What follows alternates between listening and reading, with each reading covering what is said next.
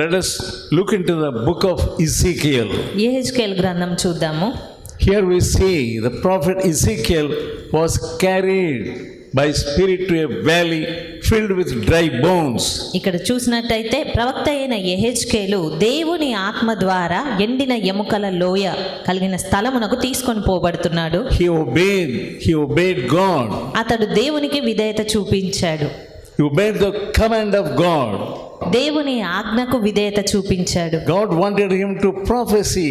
దేవుడు అతను ప్రవచించాలి అని చెప్తూ ఉన్నాడు అతనికి. Prophesy upon the dry bones. ఆ ఎముకలను గూర్చి అతను ప్రవచించాలి. And surprisingly, the dry bones came together, అయితే bone to bone.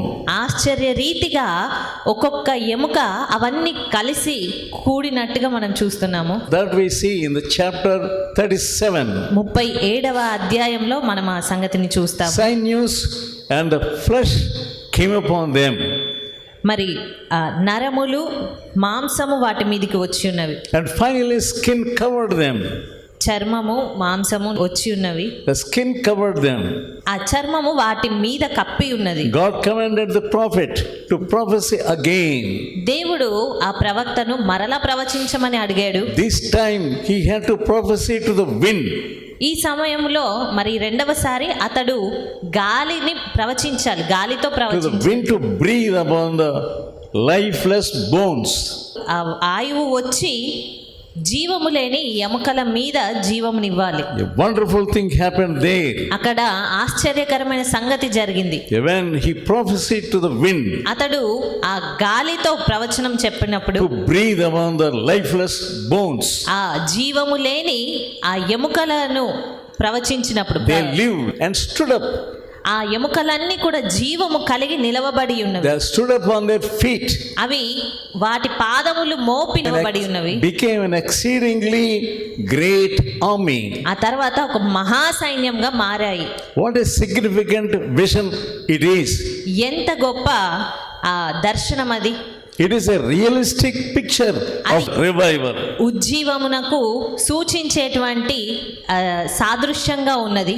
Dry bones being transformed into an army of Christ. ఎండిన ఎముకలు దేవుని సైన్యంగా మారి ఉన్నవి. God desires man's involvement in his work. దేవుడు తన పనిలో మనుషుల ప్రమేయాన్ని కోరుతాడు. He need not rely upon men to fulfill his purpose. ఆయన పనిని నెరవేర్చాలి గనక అని మనుషులపైన ఆధారపడడు. The achievement does not depend upon efficiency of man. ఆ చెయ్యబడిన కార్యము యొక్క సామర్థ్యమే గాని మరి ఏదైనా అది మనుష్యుని సామర్థ్యాన్ని బట్టి మాత్రం కాదు. But it depends upon solely upon the sufficiency of God. కేవలము దేవుని యొక్క ప్రమేయం పైనే అటు కార్య నెరవేర్పు అనేది ఆధారపడుతుంది. Even today God needs man who could fit into the work of God. ఈ దినము కూడా దేవుడు తన పనిలో ఎవరైతే సరిపోతారో వారి కొరకు ఎదురు చూస్తూ ఉన్నాడు. Into his divine plan. ఆయన యొక్క దైవిక ప్రణాళికలోనికి. And what about you? మరి నీ సంగతి ఏంటి? What are you thinking? నువ్వేం తలస్తూ You are listening to so many messages of people. ఎంతో మంది వర్తమానాలను ఎన్నో సందేశాలను వింటూ ఉన్నావు. So many testimonies of people. ఎంతో మంది సాక్ష్యాలను వింటూ ఉన్నావు. And here we see Ezekiel. ఇక్కడ యెహెజ్కేలును చూస్తున్నాము. And also we saw God needs a person. అదే రీతిగా దేవునికి ఒక వ్యక్తి కావాలి అని చూస్తున్నాము. And he saw Ezekiel. అలాంటి సమయంలో దేవుడు యెహెజ్కేలును చూస్తున్నాడు. And Ezekiel was standing there before the heap of bones in the valley of dry bones. మరి యెహెజ్కేలు ఆ ఎండిన లోయ ఉన్నటువంటి ఆ రాశి ఎదుట నించొని చూస్తూ ఉన్నాడు. He was visualizing only the heaps of dry bones. అతను చూస్తే అక్కడ కేవలం ఎండిన ఎముకలు మాత్రమే ఉన్నవి. In his look there is emptiness. అతని కన్నులతో చూస్తే అక్కడ ఏమీ లేదన్నట్టుగానే ఉంది. He was visualizing only piles of bones. కేవలము రాశిగా లేదా కుప్పలు కుప్పలుగా ఉన్న ఎముకలు. All the bones are dried up. ఆ ఎముకలన్నీ కూడా ఎండిపోయినవి. Maybe decades of old. those bones were surrounding him.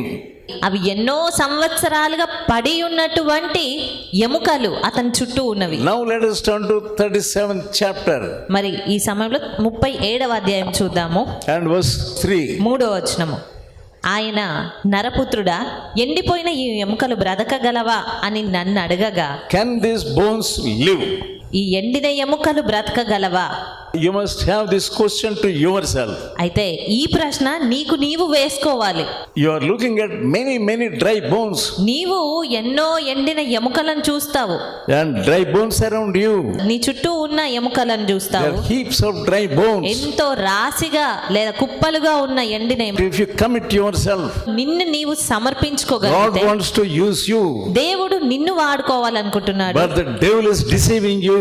కానీ సాతాను నిన్ను మోసగిస్తూ ఉన్నాడు. The devil says not you. సాతాను నువ్వు కాదు అని చెప్తున్నాడు. This is for a holy man. ఇది కేవలము పరిశుద్ధుడైన వారికే, This is for a learned man. ఒక నేర్చుకోగలిగిన లేదా విద్యావంతులైన వారికి, This is for somebody.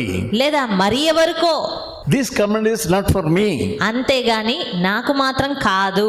What was his response? కానీ Can these bones live? ఇక్కడ యెహెజ్కేలు యొక్క స్పందన ఏ రీతిగా ఉంది? ఈ ఎముకలు బ్రతకగలవా What అన్నప్పుడు was his answer? అతని జవాబు ఏంటి? Lord, you alone know. ప్రభువా యెహోవా, అది నీకే తెలియనని నేను అంటిని. Yet God ordered him to అయినప్పటికీ prophesy to the dry bones. అందుకైన ప్రవచనమెత్తి ఎండిపోయిన ఎముకలతో ఇట్లనుము. The Lord wants you to come into the place where you have to stand. మరి దేవుడు నిన్ను కూడా పిలుస్తున్నాడు. నీవు నిలవవలసినటువంటి స్థలంలోనికి నువ్వు వచ్చి నిలవబడాలని. You say you are a young man. నీవు నేను ఒక యవనస్తుడను కదా I అనుకుంటావు. cannot come. నేను రాలేను. We are not able to come before God who can renew you and revive you first. నిన్ను నూతనపరిచి ఉజ్జీవింపజేయగలిగిన దేవుని ఎదుటకి నువ్వు రాలేను అంటావు. You don't have faith to stand. దేవుని ఎదుట నిలవబడడానికి నీకు కావలసిన విశ్వాసము Why లేదు. don't you commit yourself? ఎందుకు నిన్ను నీవు సమర్పించుకోలేవు?